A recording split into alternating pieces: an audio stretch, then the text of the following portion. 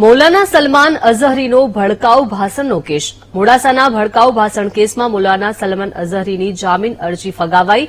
Modasa sessions કોર્ટે જામીન અરજી નામંજૂર કરી. મૌલાનાના 5 દિવસના રિમાન્ડ પૂર્ણ થતાં કોર્ટમાં રજૂ કરવામાં આવ્યો હતો.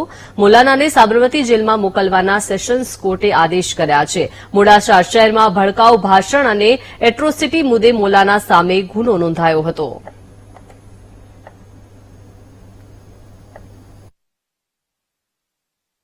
તારીખ 24 ડિસેમ્બરના રોજ મોડાસાની અંદર મૌલાના મોહમ્મદ સલમાન મુફ્તી અઝહરી કે જેઓ મુંબઈ ઘાટકોપરના છે, એમના એક ધાર્મિક ભાષણ માટેનું આયોજન મોડાસા કસ્બા જમાતના પ્રમુખ ઈશાકભાઈ દ્વારા કરવામાં આવેલું હતું.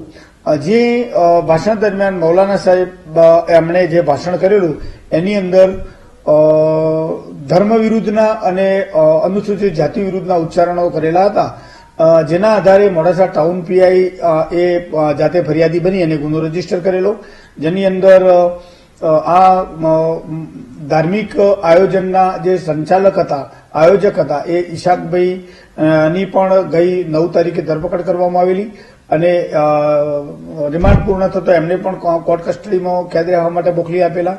જ્યારે મૌલાના મુફ્તી અઝહરીને પણ ગઈ 12 તારીખે નામદાર કોર્ટ સમક્ષ રજૂ કરેલા અને એમના રિમાન્ડ આજે પૂર્ણ થતો કોર્ટમાં રજૂ કરતો નામદાર કોર્ટે એમને જ્યુડિશિયલ કસ્ટડીમાં કેદ રહેવા સારું સાબરમતી જેલ અમદાવાદ ખાતે મોકલી આપેલ છે.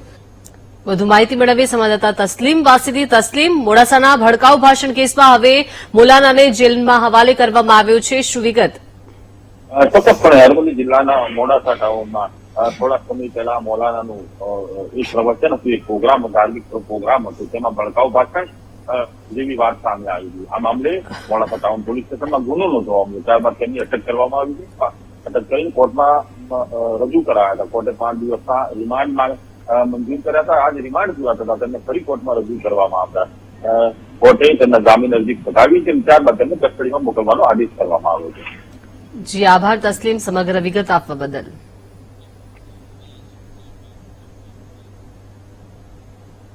હવે